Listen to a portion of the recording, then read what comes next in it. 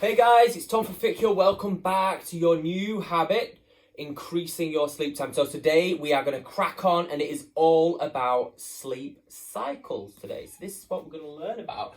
Okay, so we're going to talk about what happens when you go to sleep at night and why you sometimes feel groggy first thing in the morning. So hopefully today we're going to clear that up a little bit and find out a little bit more about it. So essentially there are four stages to sleep.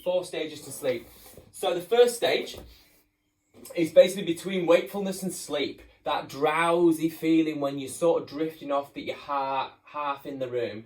Your muscles are most active during this phase, and you'll find these. So this is when you're kind of twitching and jerking. You know, you're in the car and you do that twitchy, jerky, wakey up thing. That is essentially stage one sleep.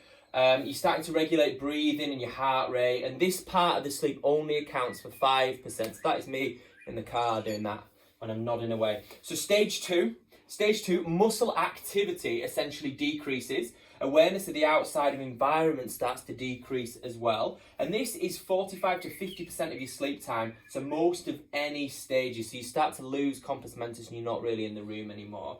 So stage three, which is essentially deep sleep phase. Move over this side.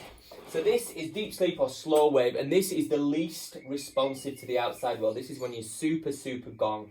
So longer periods, first half of the night. So for the first two cycles, the cycles essentially work in 90 minutes.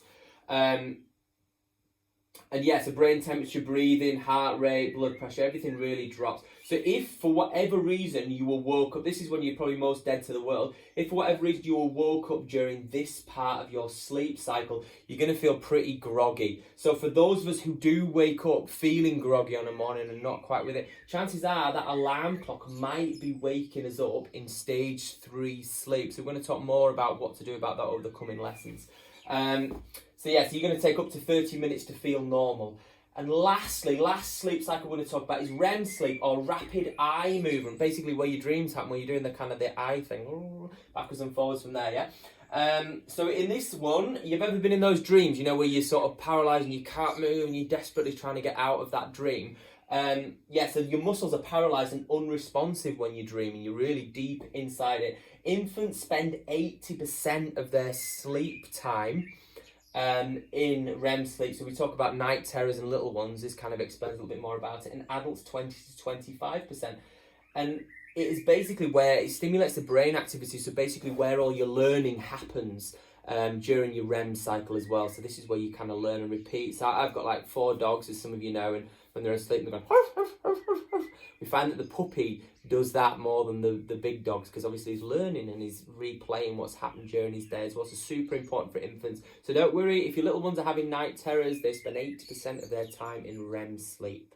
Well, don't worry about it. Look after them.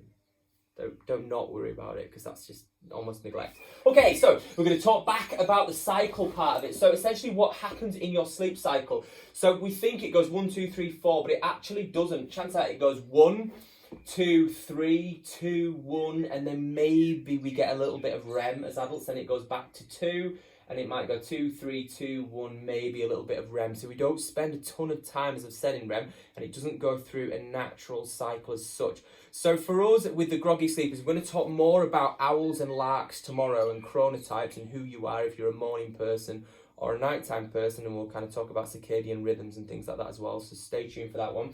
But in the meantime, I want you to think about if you are somebody who wakes up groggy and wakes up and you're getting waked up by that fire engine of an alarm, and chances are you're in that deep sleep mode when you wake up and it takes 30 minutes to come around. Think about something else, maybe like a dawn simulator alarm. A softer wake up might be the right thing for you, but we're going to talk about this more in the next few lessons. But for the meantime, 4 stages of sleep, learn them, and it might explain a little bit more about why we're waking up feeling a little bit groggy. I'll see you guys for another lesson tomorrow.